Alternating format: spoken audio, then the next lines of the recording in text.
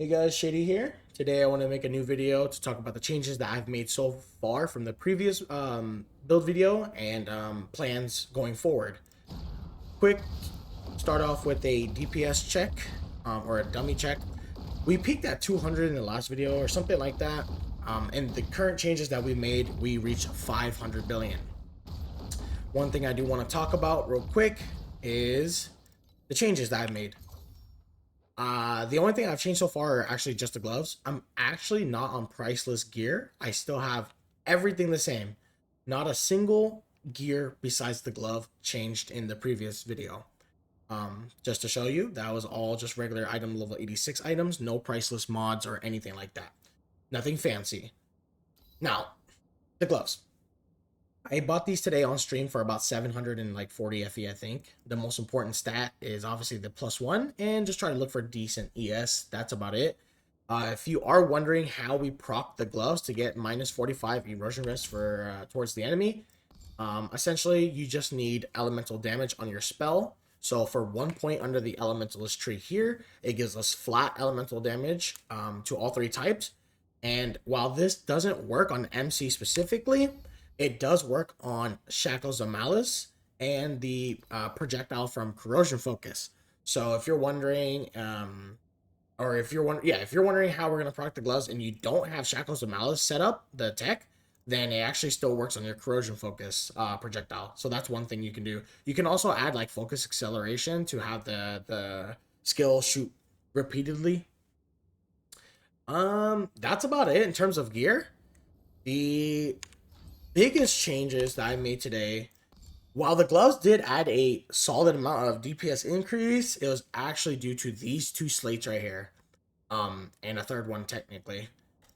First one I want to talk about is this Goddess of Knowledge Divinity slate here. It's absolutely insane how much DPS I got from this, and I got about 1,000 ES on top of it, by the way, because of this mod right here. So a very good slate. It is pretty expensive for the base. It definitely looks crazy, but I can show you, and I will show you, how to deterministically slam these two mods right here. And to do so, those two mods that I have on my slate right here, the +1 spell skill and the focus blessing, actually belong under the same tree, and that is the Goddess of Knowledge. So under this Goddess of Knowledge tree right here, you have these plus spell skill level and the focus and a energy shield charge cannot be interrupted. This tree only has 3 legendary medium talents. And so what this means is you can essentially buy a Goddess of Knowledge Divinity pack. They're quite expensive. They're about 600 FE each.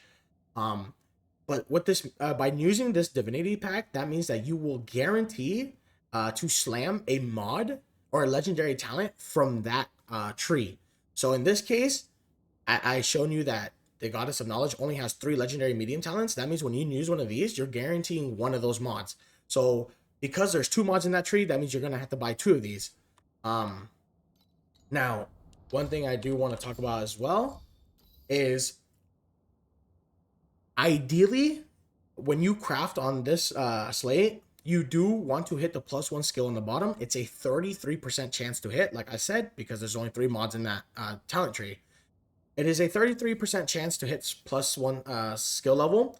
And the reason why we want it on the bottom is because essentially we're going to use a Prairie, which is a 1x1 legendary slot that copies its surrounding slates, but it can only copy the last mod. So for example, in this case, it would copy the +1 skill level. We don't want it to copy the focus blessing because it has a max divinity effect of 1, meaning that even if it were to be copied from the Prairie, its effect is 1. Like the max divinity effect of it is 1. So that means that even if it copies the mod, you're still only going to get 1 focus blessing because you cannot have any more of that effect. But don't worry, the Prairie is something that comes along a bit later. So if you do end up hitting the focus blessing on the bottom, it's okay. Just focus on the second slot right here. In this case, I did hit the 50-50. Like I said, out of 3 mods, there's 2 that we want. I did win the 50-50 and hit the focus blessing in the middle. So now this slate is essentially done. I don't have to worry about this slate probably in the entire league, unless I wanted to big ball and get a triple legendary slot. Then I would just get all three, right? I would just get all three mods from the goddess of this, goddess of knowledge.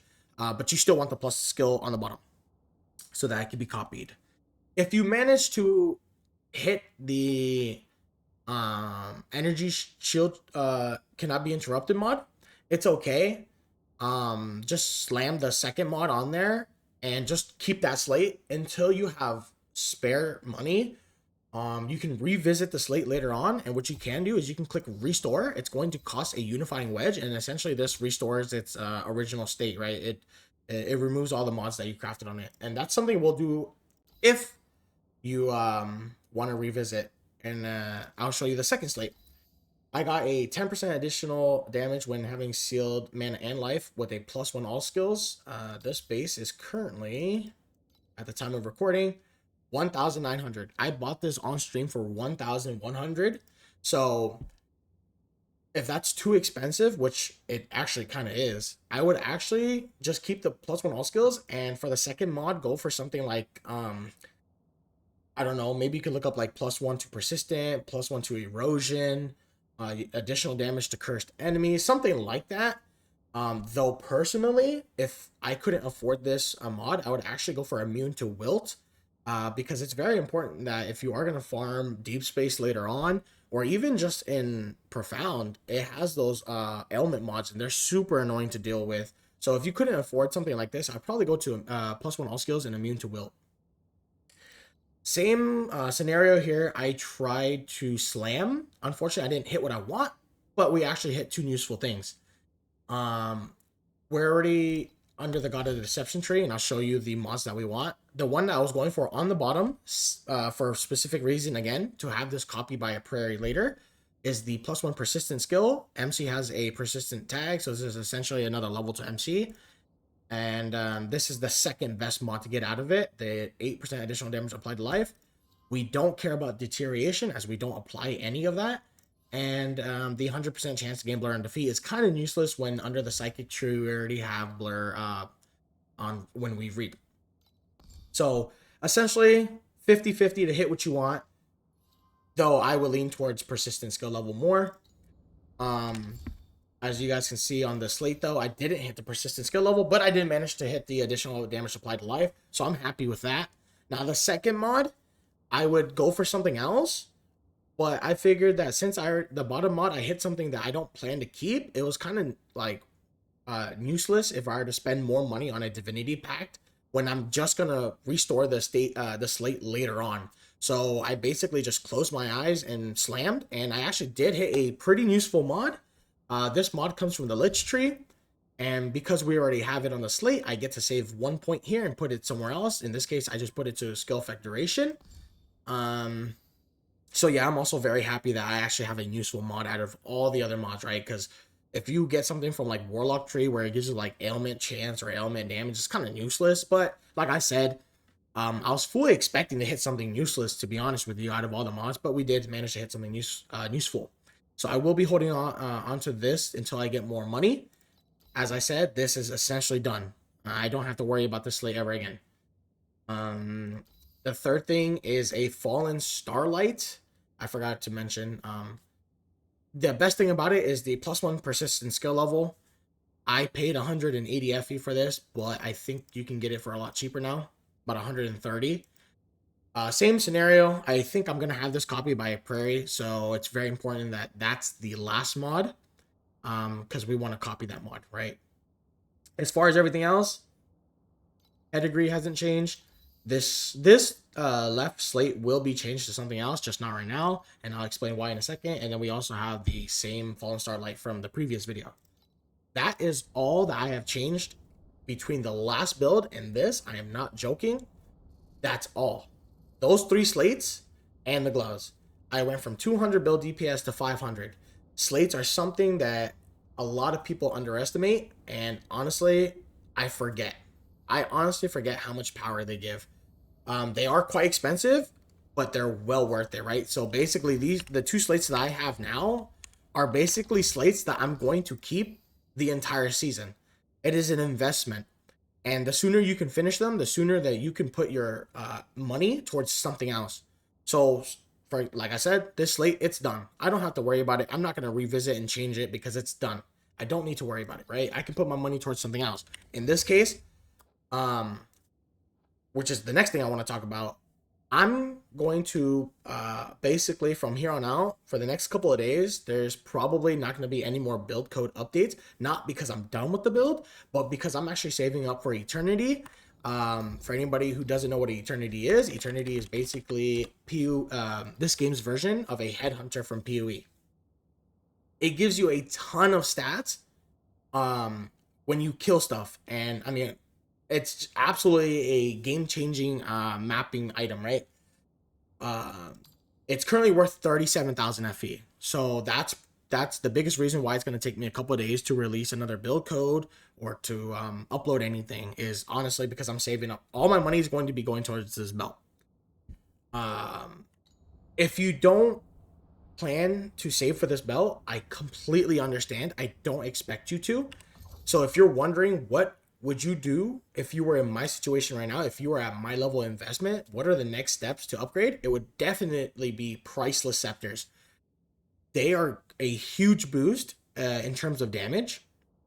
So if I wasn't going for Eternity, or I mean, I'm going to upgrade them after Eternity, but in your case, if you aren't going for Eternity and you're at my level of investment, like I said, definitely go for priceless scepters. They're going to give you a really big boost in damage. It's going to be your biggest power spike. Yeah, after that, I would probably consider like a crafted chest or even a crafted helmet. While I'm at it, mods, just in case I get asked in the comment section, these are the best priceless base affixes in my opinion.